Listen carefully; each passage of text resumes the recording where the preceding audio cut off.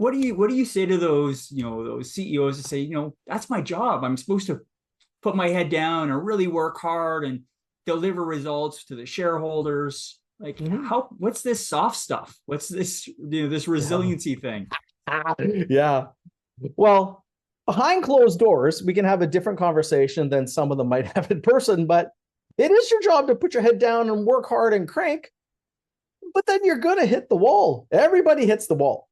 People don't talk about it, but sooner or later, when you're that committed to something big and something that hard, people get to a spot where, whether they want to admit it publicly or not, even the best CEOs we work with, the smartest, the most resilient, and executives, it catches up with us. Right. So it's when you burn the candle at both ends, sooner or later you run out of wick, and it's Well said. and but so everyone acknowledges it behind closed doors, Wow. and not everyone wants to talk about that publicly, but they get it in one-on-one conversations because they've experienced it.